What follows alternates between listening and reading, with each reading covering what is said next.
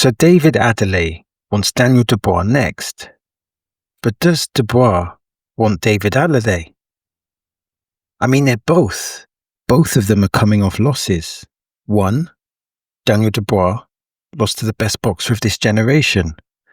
The other, David Adelede, lost in a grueling battle to a good fighter.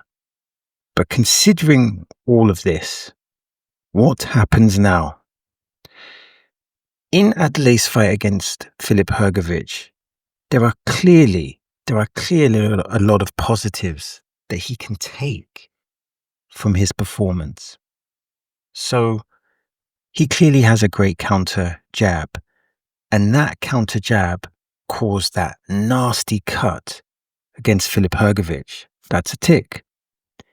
He has a phenomenal left hook, another tick, and he hurt Filip Hrgović with that left hook in round 8. There's a few significant things to acknowledge here. Number one, he hurt Filip Hrgović, who has a good chin and who has good punching resistance. But number two, he came back from adversity. He was put on the floor in round 8, came back, stayed composed and landed that counter left hook, and then followed through with a sequence of ferocious punches. Also, and this is a byproduct of round 8, he showed he has a warrior's heart. But there's some things that David Adelede needs to work on. He needs to work on his boxing intelligence. We need to see more punch creativity. The left hook is always behind the counter. But what about setting it up with a straight right and a left hook? What about double jab, straight right and then a left hook? What about a jab to the body and then a left hook to the head? What about doubling up that left hook? What about throwing the left hook to the body and then throwing the left hook to the head? There needs to be more punch creativity. There needs to be more boxing intelligence. Yes, there is some boxing intelligence, and let's have it right. Adam Booth is in his corner, and Adam Booth is a very credible, intelligent man and an intelligent boxing trainer. But they need to work on that boxing intelligence. They need some more time to work together. And he needs to increase his punching output because yes, he's punching hard, similar to David Haye. He punches really hard, but he doesn't punch near enough. If you look at David Adelede, you think, yeah, you got to watch out for that left hook. But if you can avoid being knocked out, then clearly you can outwork him. Also, he needs to get a body attack. I'd love to see that left hook to the body. But what about Daniel Dubois? Daniel Dubois is a difficult one because clearly he has power. His power is significant. Daniel Dubois' power is significant. It's like from 1 to 100 is like a 90 or maybe a top 80s. So his punch power is high. He can punch.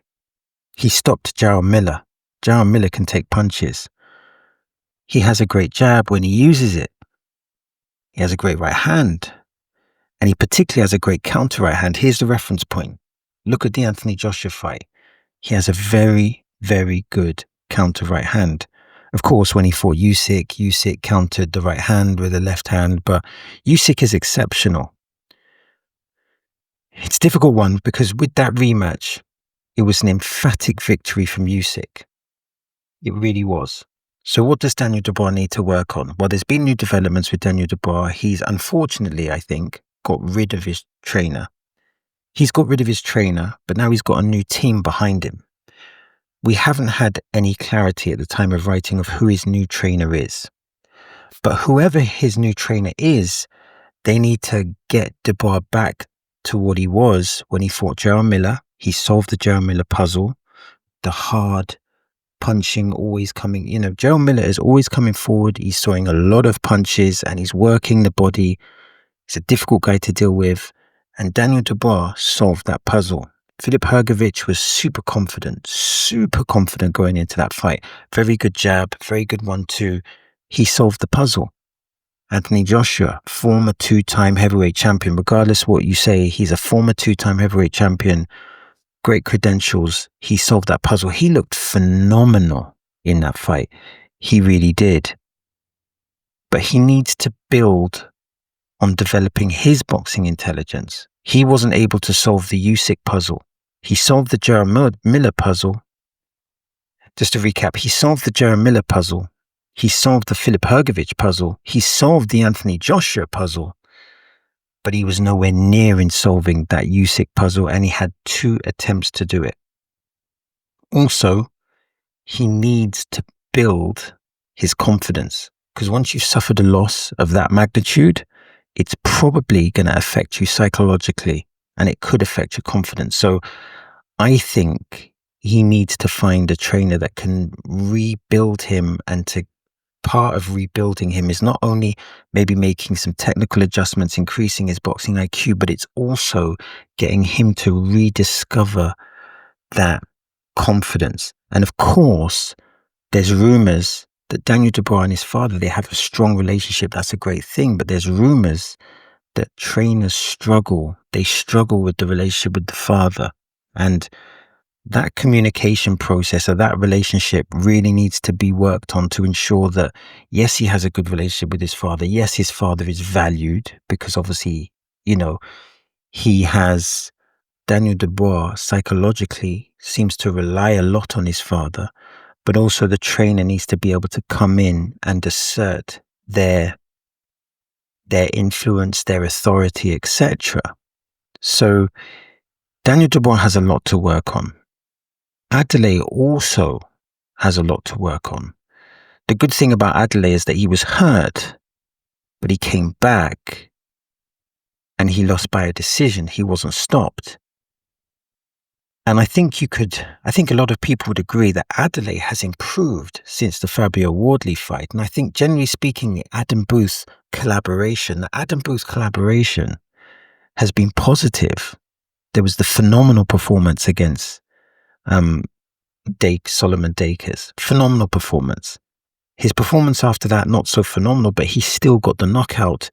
And then he had a grueling contest with Filip Hrgović. I think the next steps for Adelede is going to be essential. But one thing I would say, if I was Daniel Dubois, I wouldn't take the fight right now. I would have a few warm-up fights or have another warm-up fight and then consider taking it. But what I would say stylistically, because people say styles make fights, stylistically, this fight would be grueling, potentially. It would be a grueling fight. And I would like to see the fight. I think in terms of the styles gelling together, you have Daniel Dubois, who again is a thudding puncher. Adelede has a phenomenal left hook. I think, this fight could be grueling. There could be multiple knockdowns. And I think generally speaking, this could be a very competitive fight. So it's definitely a fight that has the potential to be very, very exciting. And it's hard to say who would win, because it's hard to qualify how significant that loss to Usyk was. Will he come back from the Usyk loss and be better and raise his game like he did from his loss to Joe Joyce and from the first Usyk loss, or will he come back and be worse? He clearly, I think, will need some time to develop a positive, productive relationship with his new trainer. And I definitely think, similar to Usyk, one of the reasons why I think Usyk is so successful is that he's transcended boxing training with his cognition drills. I believe it's called the Schultz table. And I feel that what Daniel Dubois needs to do, you need to do the road work, the speed bag, the punching bag. You need to work on strategies, but also he needs to work, as every elite fighter should, on their cognition, their ability to adapt to different situations. So it's definitely an interesting fight, and let's see what happens.